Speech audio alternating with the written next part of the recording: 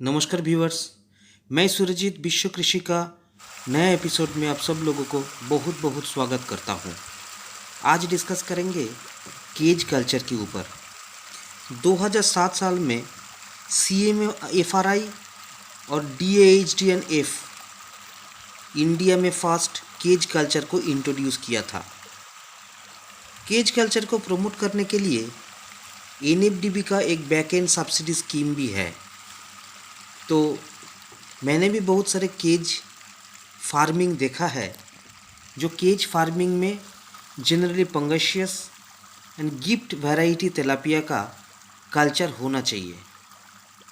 जो पंगशियस का कल्चर हो रहा है वो है पंगशियाडन हाइपोथैलेमस, और जो गिफ्ट तिलापिया का कल्चर हो रहा है वो ओरियोक्रोमिस नाइलोटिकस जो तिलापिया है, जो जेन्युइन सोर्स से अगर आएगा तो वही तिलापिया आप सिर्फ केज में कल्चर कर सकते हो। ये छोड़ के इंडिया में और भी बहुत सारे स्पीसीज़ को केज कल्चर में इंट्रोड्यूस किया है, जैसा बाटा लोबियो बाटा, जैसा जयंती रोहू लोबियो रोहिटा, जैसा पापदा ओम्पक बिमाकुलेटस, कोई एनाबस टेस्टोडिनियस, पंगशियस, पुंटिया सरना सौरपुटी बोलते हैं, जैसा वेटकी, मिल्क फिश, चीतल, एट्रोपोलिडिस सुरेंसिस, मारेल और रोजनबार्गी। मगर सबसे ज़्यादा जो दो स्पीसीज़ का कल्चर ऑल ओवर इंडिया में होता है वो है एक्जोटिक पंगशियस और गिफ्ट तिलापिया। इंडिया में जो रूल है उसमें 1000 हेक्टर और उससे ज़्यादा जो रिजर्वर है उसमें ही सिर्फ केज कल्चर हो सकता है।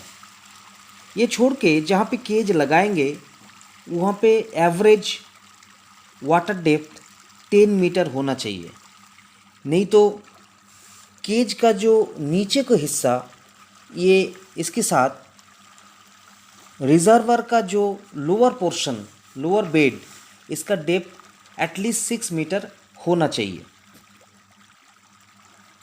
केज कल्चर करने के लिए आपको शुरुआत में रियरिंग केज में छोटा फ्राई साइज का मछली को पालना होता है।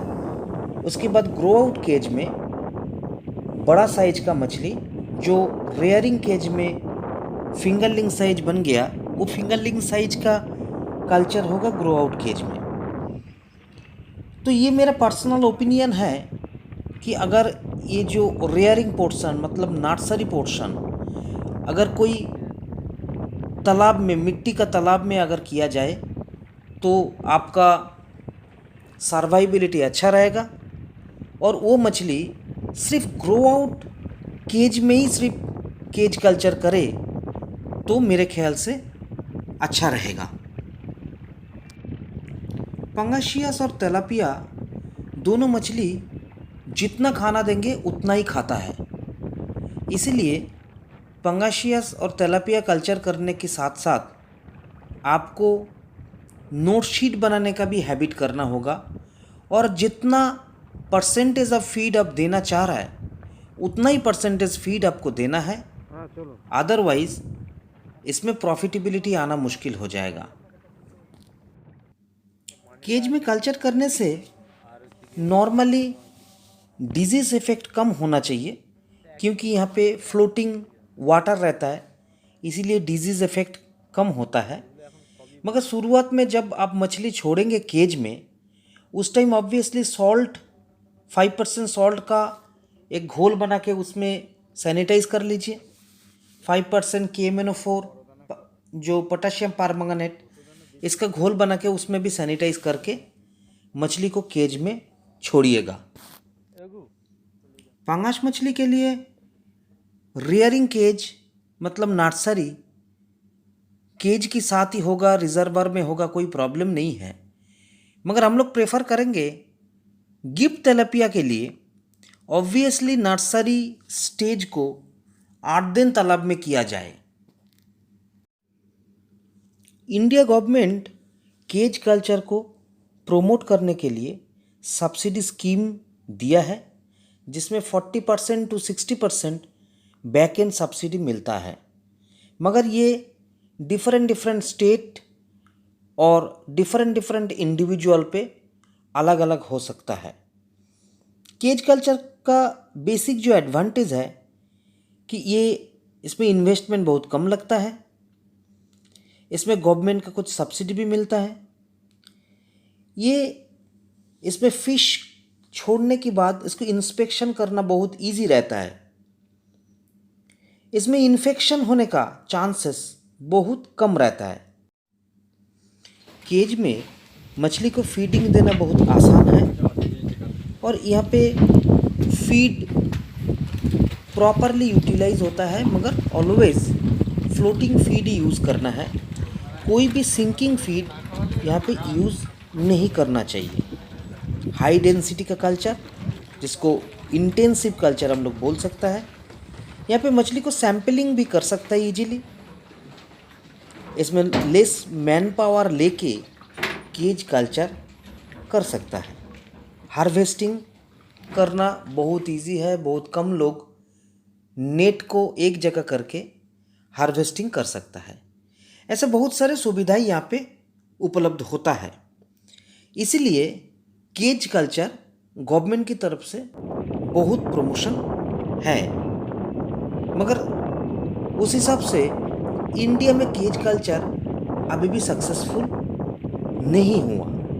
मगर बहुत सारे फार्मर कोऑपरेटिव केज कल्चर कर रहा है। मैं चांडिल डैम झारखंड और मौला डैम महाराष्ट्र में बहुत सारे केज फार्मिंग देखा है। फार्मर लोग कोशिश कर रहा है, मगर अभी भी उतना अच्छा सक्सेस नहीं मिला। केज जनरली फ्लोटिंग और फिक्स्ड केज होता है।